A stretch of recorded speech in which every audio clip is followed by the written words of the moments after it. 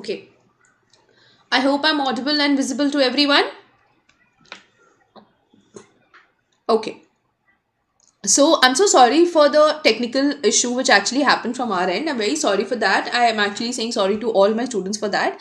And I'm sorry for the delay to all the people who are online on the YouTube session as well. But please we'll make sure that we don't have this hassle in the future. Okay, so guys, let's start with question number 10 today, and we are going to go forward with the same. Okay, okay. So under whose chairmanship the union government has decided to form a committee to find a solution to issues associated with the preservation of Ladakh's land, culture, and language. Now, this is a very important question. It's also come previously in the newspapers. It is a very important question. Why? Because it's actually a recurring topic. We are seeing that there was a committee which met the government, and under Amit Shah ji, he actually made a committee to work for the preservation of Ladakh's land, culture, and language. Anyways, that's it. I'll say that to you in the explanation. So just have a look at the question and let's go forward with the answers. Okay. So A, it's G. Krishnan Reddy. B. Thikse Rimponche. D. Tubstan Chivang. And D. Chering Dorje. Alright? Okay. Okay. So the option for the same is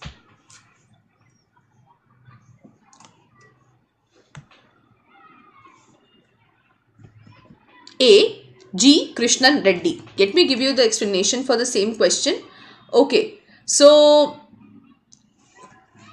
the centre has decided to form a committee under the Minister of State for Home, G. Krishnan Reddy, to find a solution to issues associated with the preservation of Ladakh's land, culture, and language, apart from the demands from the region to be included under the 6th schedule. So it was done by Mr. Amit Shah, and Mr. Amit Shah actually made this committee for the preservation, and it was because of a kind of committee that had come in from from Ladakh and spoken to the minister and told him about the things that the people of Ladakh were thinking. So it was like a view from them, and it was actually brought into place by Union Minister Amit Shah.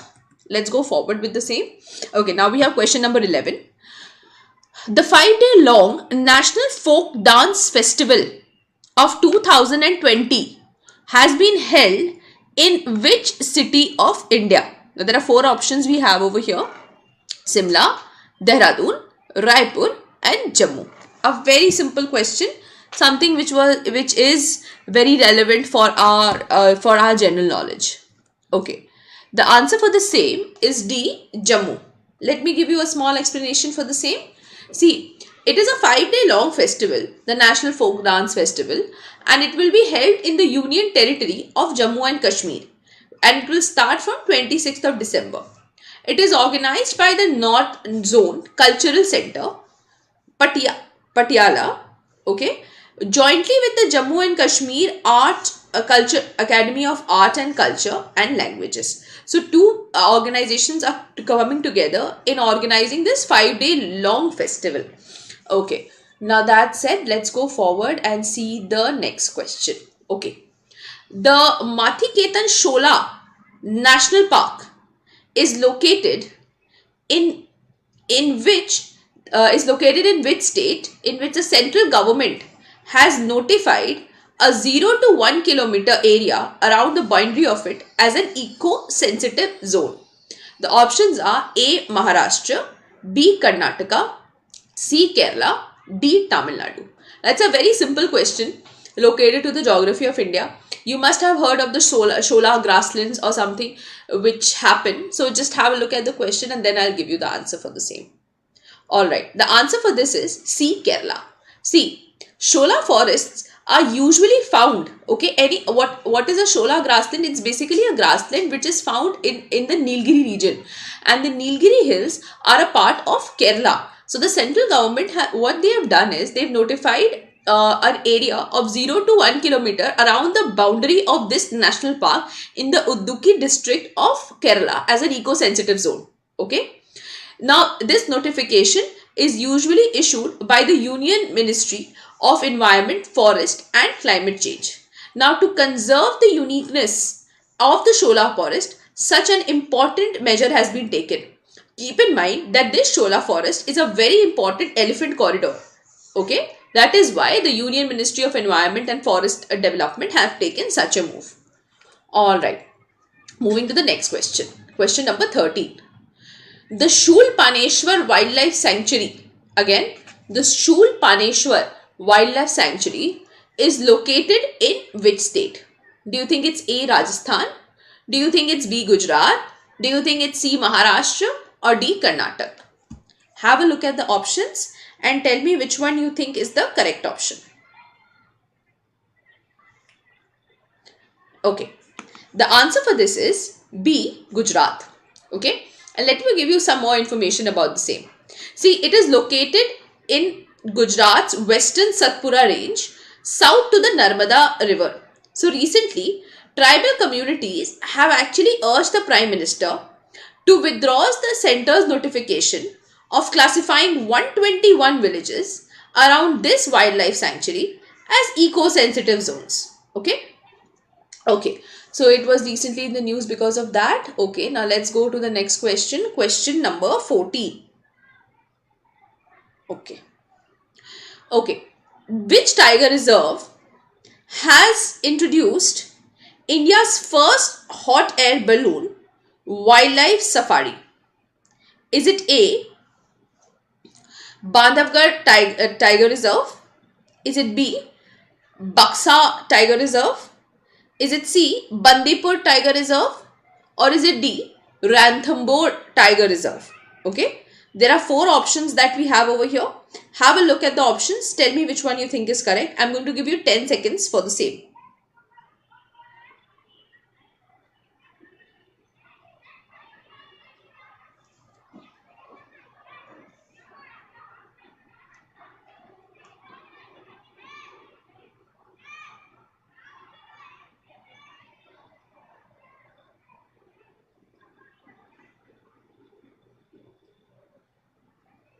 Okay, so the answer for the same is A. Bandhavgarh Tiger Reserve. Can we give you some more information about this? Now, the Bandhavgarh Tiger Reserve is in Madhya Pradesh, India. Okay, it is the very first wildlife reserve that has introduced what we call hot air wildlife safari, which will be restricted to the buffer area, and people can watch tigers, leopards, and Indian sloth bear and other wild animals from a height. Now, this hot air balloon will be operated by the Jaipur-based Skywalds. Okay, a very new initiative, very different from what we usually do. So, it's very important for the same.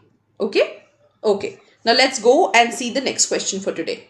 See, in India, the National Farmers' Day is observed on which of the following days? So, you have option A as December 21st. Option B as December 22nd, option C as December 23rd, and option D as December 24th. Please keep one thing in mind that, recently there have been a lot of protests in Delhi. So, any question that is related to farmers would be very important for us to remember because of the ongoing protests that is happening. Okay, that in mind, please poll in your answers. I'll have a look at them and I'll tell you which one is correct. Okay, so the correct answer for this question is C, December the 23rd. Let me give you an explanation and a little more information with this. See, in India, National Farmers' Day or Kisan Divas is observed every year on the 23rd of December. Okay, it is done to discuss the role of Indian farmers in the economy. It was first celebrated in 2001 and it marks the anniversary of the former Prime Minister Chaudhry Charan Singh. Okay, so that's it. Let's go to the next question. It's a very factual, simple question. Now look at this. Now, as per the recently released status of leopards in India, 2018, which of the following state has the highest concentration of leopard? Have a look at the question again and tell me which ones do you think is absolutely correct.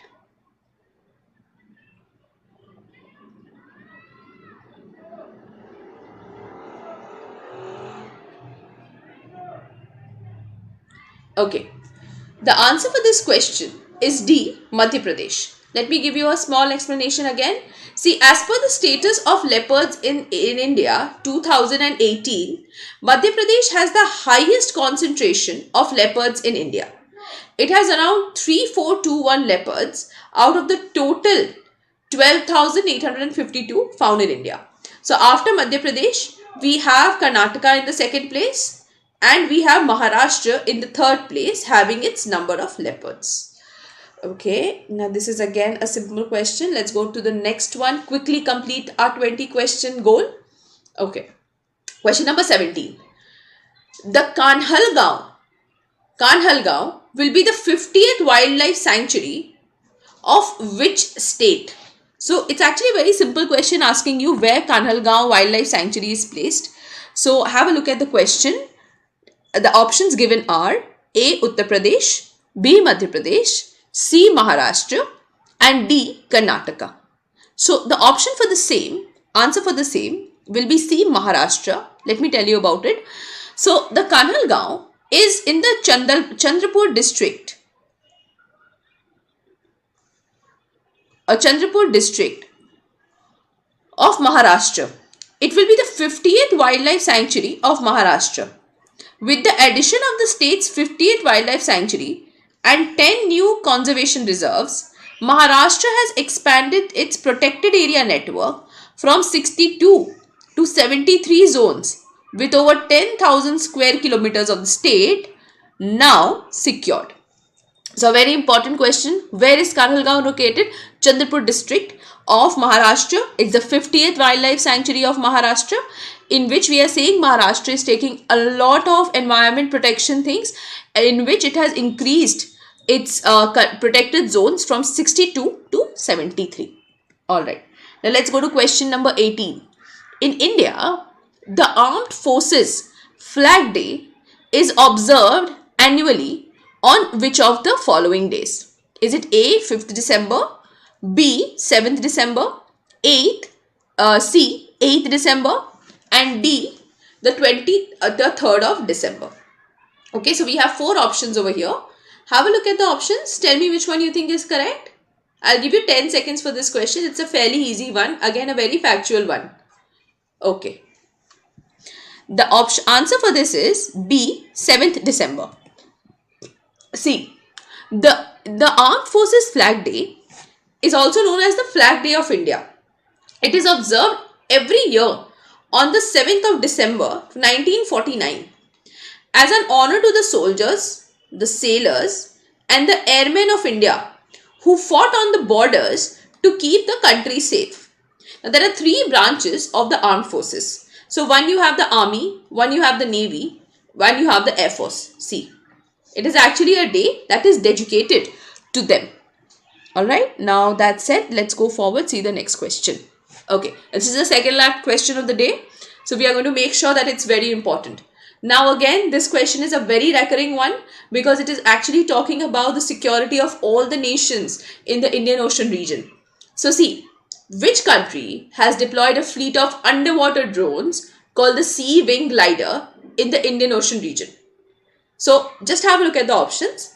It's USA, Japan, Russia and China. Have a look at the options. Think about the economies, the policies of the different countries and poll in your answers accordingly.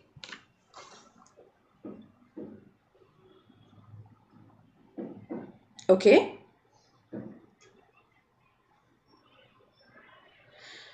Alright, it's a very simple answer actually.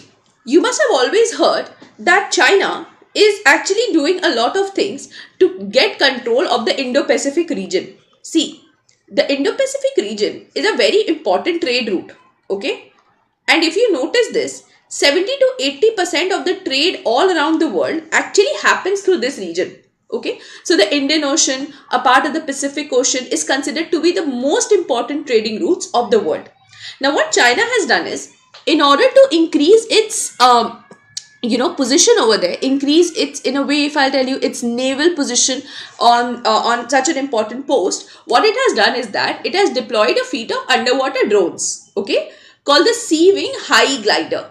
Okay, now see, usually if any country has a submarine, the submarine can stay in for a particular point of time, because it has humans inside it, and there is only a limit to which any human can stay underwater under so many tons of pressure. So that is where a submarine is actually restrictive. But if you're actually talking about the China's high glider, it is unmanned. That means it's like a machine. You can keep it under the ocean for as long as you want to. And it is because of that they can actually get critical information about naval intelligence. Other countries, what are they doing on their borders? How are they doing it? They will get all that information through that. Okay. The Chinese are deploying en masse. Okay, the are being glided in large number. So and it is a type of uncrewed underwater vehicle. As I said, there will be no individuals on it, and it was launched in mid-December 2019. So it's actually a very big security threat, not only for if I'm saying India, but also all the other countries who have their stakes in the Indian Ocean region. All right, now let's go to the last question. Okay, now the action for an Atmanirbhar Bharat report has been prepared by which of the following bodies? Is it A, TIFAC, B, Vigyan Prasar, C, Nectar, or D, INST?